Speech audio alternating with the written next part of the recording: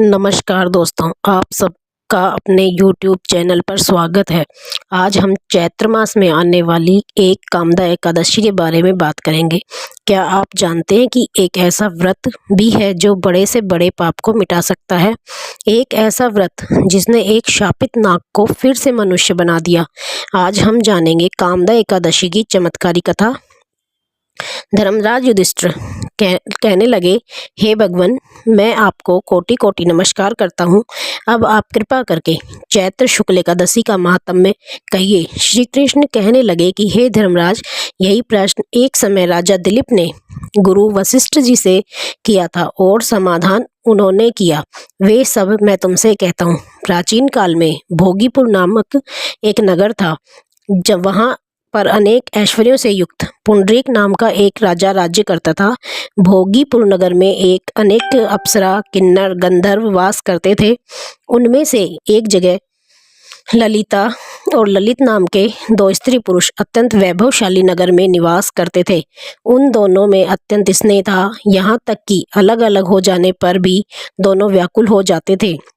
एक समय पुंडरीक की सभा में अन्य गंधर्वों सहित ललित भी गान कर रहा था। गाते गाते उसको अपनी प्रिय ललिता का ध्यान आ गया और उसका स्वर भंग होने के कारण गाने का स्वरूप बिगड़ गया। ललित के मन में भाव जानकर कारकोट नामक नाग ने पद भंग होने का कारण राजा से कह दिया। तब पुंडरीक ने क्रोधपूर्वक कहा कि तू मेरे सामने गाता हुआ अपनी स्त्री का स्मरण कर रहा है, अतः तू कच्चा मांस और मनुष्यों को खाने वाला राक्षस बनकर अपने किए कर्म का फल भोग।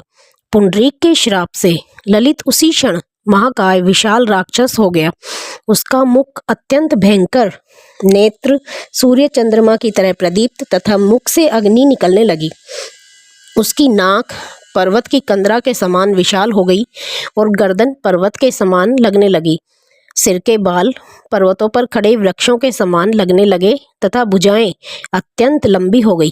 कुल मिलाकर उसका शरीर 8 योजन के विस्तार में हो गया। इस प्रकार राक्षस होकर वह अनेक प्रकार के दुख भोगने लगा। अब उसकी प्रियतमा ललिता को यह वृतांत मालूम हुआ तो उससे अत्यंत खेद हुआ और वह अपने पति के उद्धार का यत्न सोचने लगी। वह राक्षस अनेक प्रकार के घोर दुख सहता हुआ घने वनों में रहने लगा। उसकी स्त्री उसके पीछे पीछे जाती और विलाप करती रहती। एक बार ललिता अपने पति के पीछे पीछे घूमती घूमती विंध्याचल पर्वत पर पहुंच गई, जहां पर श्रृंगी ऋषि का आश्रम था। ललिता शीघ्र ही श्रृंगी ऋषि के आश्रम में गई और वहां जाकर विनीत भाव से प्रार्थना करने लगी।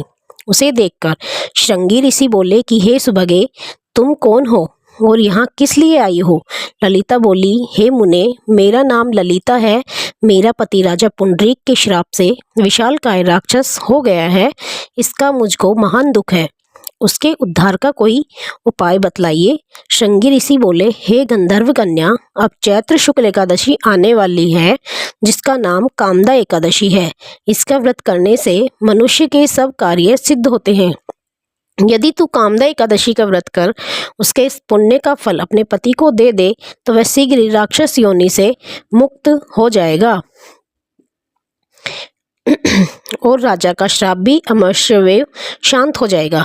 मुनि के ऐसे वचन सुनकर ललिता ने चैत्र शुक्ल एकादशी आने पर उसका व्रत किया और द्वादशी को ब्राह्मणों के सामने अपने व्रत का फल अपने पति को देती हुई भगवान से इस प्रकार प्रार्थना करने लगी, हे प्रभु, मैंने जो यह व्रत किया है इसका फल मेरे पतिदेव को प्राप्त हो जाए, जिससे वह राक्षस योनि से मुक्त हो जाए। एकादशी का फल देते ही उसका पति राक्षस योनि से मुक्त होकर अपने पुराने स्वरूप को प्राप्त हुआ। फिर अनेक सुंदर आभूषणों से युक्त होकर ललिता के साथ विहार करने लगा। उसके पश्चात वे दोनों विमान में बैठकर स्वर्गलोक को चले गए। वशिष्ठ मुनि कहने लगे, हे राजन, इस व्रत को विधि पूर्वक करने से समस्त पाप नाश हो जाता है तथा राक्षस आदि की योनि भी छूट जाती है। संसार में इसके बराबर कोई और दूसरा व्रत नहीं है। इसकी कथा पढ़ने या सुनने से वाजपेयी यज्ञ का फल प्राप्त होता है। अगर आपको यह कथा पसंद आई हो तो वीडियो को लाइक करें और ऐसे ही धार्मिक वीडियो के लिए चैनल को सब्सक्राइब करें। धन्यवाद। श्री हरि।